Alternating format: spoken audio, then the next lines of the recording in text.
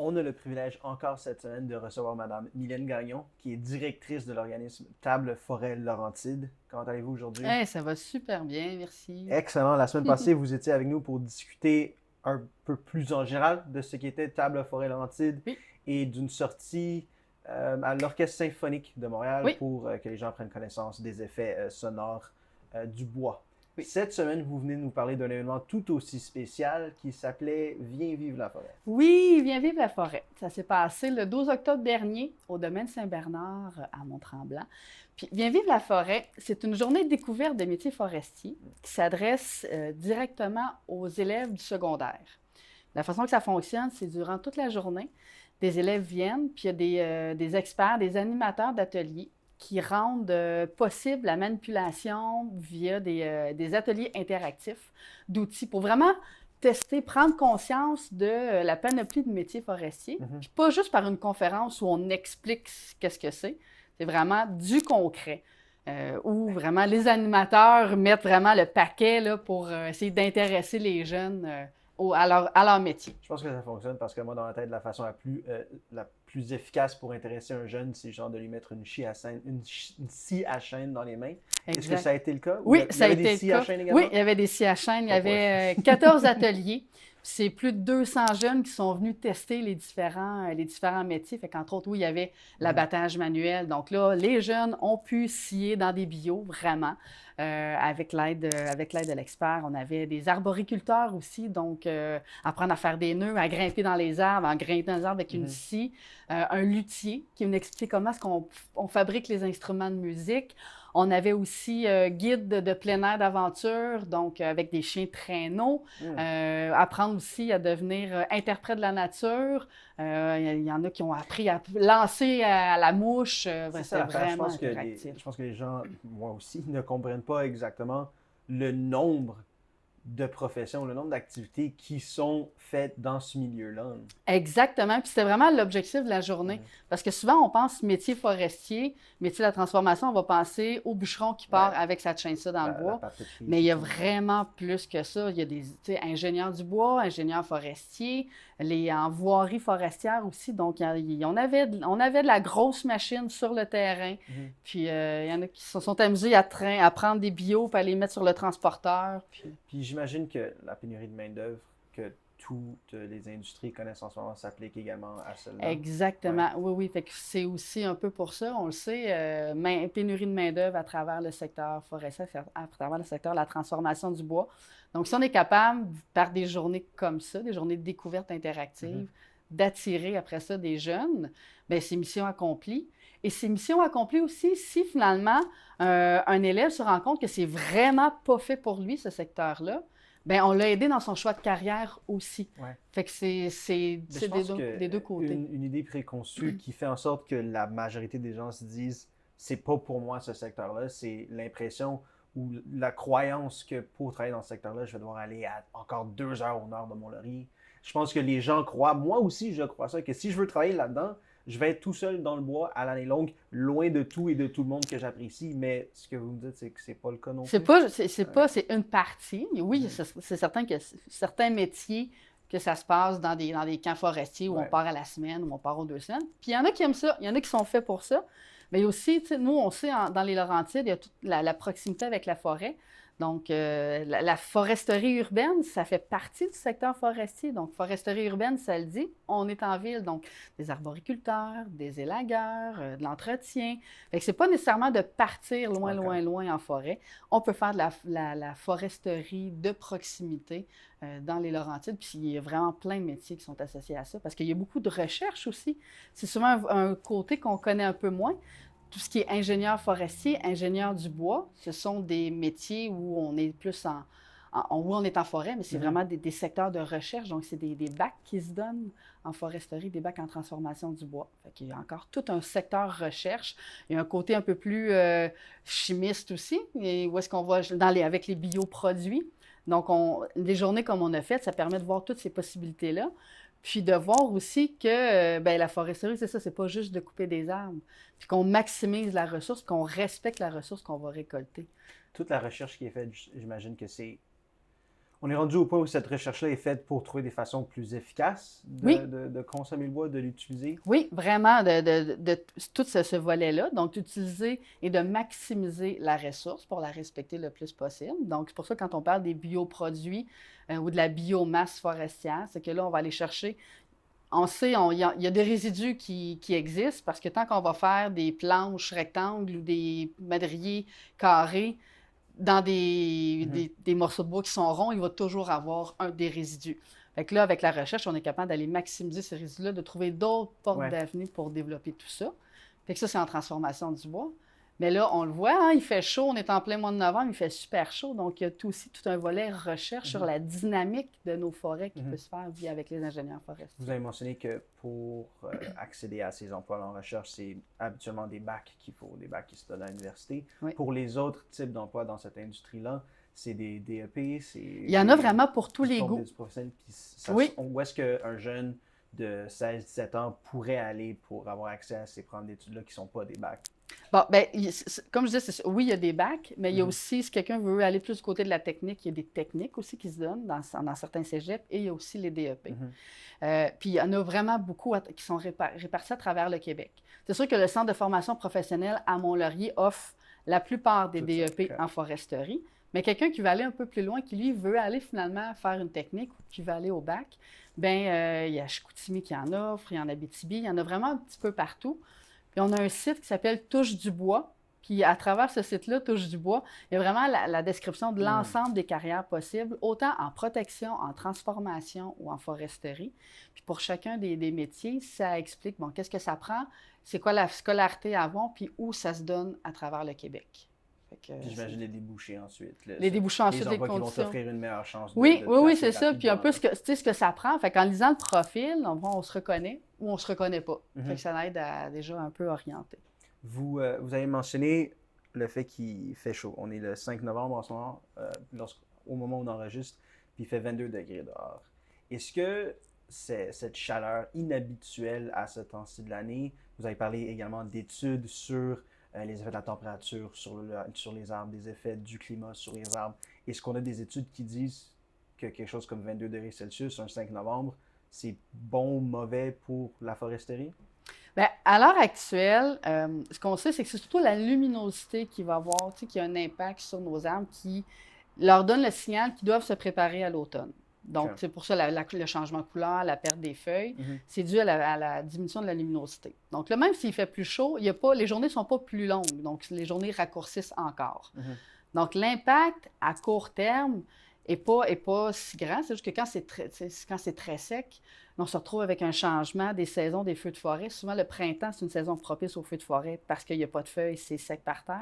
Mais là, on se retrouve un peu avec le même principe. Non. Donc, on sait qu'il y a eu un feu de forêt au Mont-Saint-Hilaire, là, justement, à cause de ça. Fait que là, on retrouve une saison de feu de forêt un peu plus à l'automne dû à ça. C'est à partir de, je m'excuse de vous interrompre, mais c'est à partir de quel niveau de chaleur, à partir de quelle température, à peu près, on pense que... C'est une combinaison qui fait que c'est une combinaison. Ouais. Pourquoi est-ce qu'au printemps, la saison est plus propice aux feux de forêt? C'est que, comme il n'y a pas de couvert de feuilles, le sol, ça sèche plus rapidement. Le soleil et le vent, ça, c'est la combinaison parfaite pour que ce qui va être ça exactement sèche. le cas maintenant c'est aussi, ça, parce que là, ce qui est au sol Okay. sèche rapidement, puis là, c'est propice. Avec la moindre étincelle, un feu de forêt peut se déclencher. Donc là, c'est ce qu'on vit présentement, ce temps-ci de l'année, ce qui est anormal. Donc ça peut entraîner un impact sur nos forêts. Puis sinon, bien, l'impact à long terme, bien là, il y a des études qui se font. Les ingénieurs forestiers sont justement en train d'étudier l'impact des changements climatiques puis du réchauffement climatique sur la dynamique de nos forêts. Ce qu'on sait que ça va faire, très certainement, c'est que ça va entraîner la migration d'essences qui sont, exemple, plus au sud, qui vont remonter vers le nord. La migration de quoi, pardon? Des essences d'arbres. Parce qu'il y a des essences d'arbres qui ont besoin d'un peu plus de chaleur. Okay. Donc là, si les températures augmentent, bien, il y a de fortes chances que ces essences-là migrent tranquillement pas vite vers le nord. Fait que ça va entraîner un changement des essences qu'on va retrouver dans nos forêts à moyen long terme. Ça peut être une mauvaise chose pour la faune qui habite au niveau de leur alimentation. Bien, c'est ce que ça va faire, c'est ça, c'est que ça repousse, c'est ça. C'est sûr qu'un changement dans les essences qu'on retrouve, ça entraîne un changement d'écosystème. Ouais. Donc, c'est sûr qu'un changement d'écosystème a des impacts sur toute la chaîne alimentaire, sur tout ça. Puis Donc, ça, justement, parce que c'est tout nouveau, on ne sait pas exactement quelles en sont les conséquences. Fait que non, c'est vraiment, on va attendre exactement. pour voir ce qui se passe. Ça se peut que ça soit correct, ça se peut que ça soit atroce également. C'est ça. Mais on voit aussi que ça a un exemple avec les réchauffements climatiques. Il y a exemple, des plantes, des plantes ou des insectes Ravageur, ouais. ravageurs qui, souvent, c'est par l'hiver que ça venait contrôler. Ou tu sais, des espèces exotiques aussi qui n'étaient pas habituelles, comme la grille du du frein, frein, ouais, ouais. un paquet de trucs comme ça, qui fait que avec les hivers qui sont plus doux, Mhm. ben souvent ils vont résister, puis là, ben, ils vont progresser aussi dans tout ça, dans nos forêts. Là, on pourrait se retrouver avec plus d'insectes ravageurs, avec... Et serait-il possible qu'on se retrouve avec 2 saisons de feux de forêt? Le C'est printemps et l'hiver, tout est que possible. Oui, l'automne le devienne une saison? printemps et L'automne? l'automne, Ah, tout est possible, c'est ça. Mais par contre, les feux de forêt, c'est triste, oui, mais il y a certains types de forêts qui en ont besoin pour se régénérer. C'est juste que là, le fait que ça soit une saison propice aux feux de forêt l'automne, mhm, c'est là que ça devient anormal parce que la forêt, après ça, c'est l'hiver tout de suite. Là, on sait peut-être que dans 3 jours, il va neiger. mhm, Fait que c'est peut-être là que l'impact va être un peu plus grand parce que la forêt ouais. n'a pas le temps de se remettre un peu de tout ça pendant une période de Ouais, puis vous me disiez croissance. aussi, je pense auparavant, un petit peu avant, que ça a également un effet négatif, la chaleur, sur la saison de la chasse, Oui, qui sert à effectivement. contrôler justement ces populations de Oui, mammifères. c'est ça, parce que la chasse, ça permet de contrôler Ouais, certaines espèces animales. On dit la chasse, mais il y a la trappe aussi. oui. Puis quand il fait chaud comme ça, là, la chasse vient d'ouvrir ce week-end au chevreuil, là, parce qu'en Lorient, c'était déjà passé. Mais c'est certain que ça a un impact parce que il peut y avoir plus de pertes de viande ou il faut se dépêcher. Si on blesse un animal puis qu'on doit le retrouver, ben là, avec des températures de 20 degrés, disons que les risques de contamination de la viande sont plus élevés. Fait que c'est sûr que ça a un impact sur toute l'activité puis l'utilisation de la forêt. Mhm. Revenons un petit peu pas la conférence, mais à l'activité Oui, Viens vivre la forêt, pardon.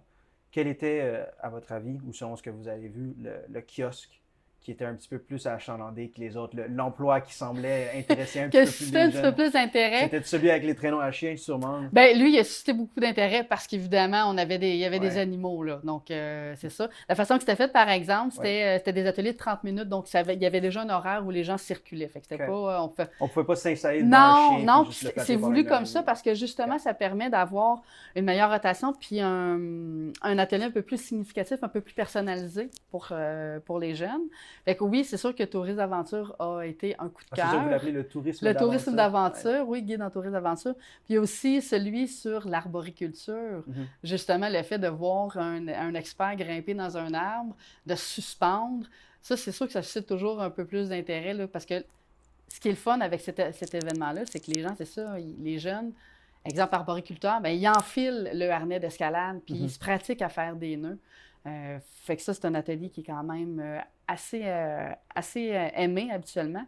Celui sur la lutherie aussi, parce que c'est un secteur de la forêt artistique. artistique, C'est pas un mal secteur la de la seule. Ouais, transformation qu'on pense pas. On pense pas que le exact. luthier, c'est un métier associé à la transformation du bois, mais oui, un luthier est un expert en propriété acoustique du bois parce qu'il doit le connaître, il doit apprendre à lire le bois pour Mhm. trouver quel morceau va être le mieux adapté pour faire Vous le dites violon. lire le bois. Oui, Qu'est-ce que vous voulez dire ben par parce ça? que chaque planche de bois, chaque morceau de bois est différent. Il peut avoir des nœuds, la fibre va être différente selon comment l'arbre a OK. poussé, où il a poussé. Donc, le luthier doit apprendre à lire un peu le morceau de bois Mhm, pour trouver la meilleure façon de découper ce qu'il y a de besoin. Puis, le luthier qui donnait l'atelier, justement, lui, ce qu'il faisait, il commençait en jouant du violon. Fait que ça, t'as pas le choix d'être attentif. Puis là, après ça, il embarque, puis il donne l'information. Puis c'est pour ça c'est un métier qu'on pense pas, mais qui va chercher justement le côté artistique. Fait que même, c'est mhm. un jeune qui dit, ben Ouais, moi, c'est ça. oui, j'aime le bois, mais moi, je suis vraiment plus un volet artistique. Ben, ébénisterie, luthier, c'est tous des métiers où, justement, le volet artistique, créatif va être mis de l'avant. C'est des processus extrêmement personnels aussi, là. Surtout au niveau Effectivement. du luthier, là. Le fait de prendre une pièce de bois puis de passer autant de temps avec pour au final produire quelque chose qui va faire des beaux bruits. Vous l'avez dit, je pense que ce que vous avez dit, c'est lire le bois. Je pense que c'est vraiment l'expression parfaite parce que c'est le tenir dans ses mains, c'est en prendre connaissance de ses propriétés, puis vraiment comme juger de sa meilleure utilisation possible. C'est très, très, très personnel. C'est une relation très rapprochée entre le luthier et la pièce de bois qu'il va utiliser. Là. Oui, vraiment. Puis c'est pour ça qu'on tient à ce qu'il soit là puis qu'il y ait un atelier là-dessus. Sinon, dans les autres ateliers qui fonctionnent bien, mais le fait, je pense que ce qui fait le succès de tout cet événement-là, c'est que ça permet de mettre des jeunes en contact avec des outils qu'ils n'oseraient probablement pas manipuler autrement. Okay. Exemple, la scie à chaîne, ben c'est pas n'importe qui, n'importe quand. Même un tracteur forestier, une machine forestière, de s'asseoir, il s'assoit aux commandes puis il manipule les manettes. Donc, ça devient hyper concret, puis c'est pas dans la cour arrière de chez ses parents nécessairement qu'il va faire ça. Fait que ça devient une expérience significative, concrète. Vous avez dit à peu près 200 jeunes qui se sont inscrits à cette activité-là par le biais de leur école? Par leur école, une activité faite avec l'école?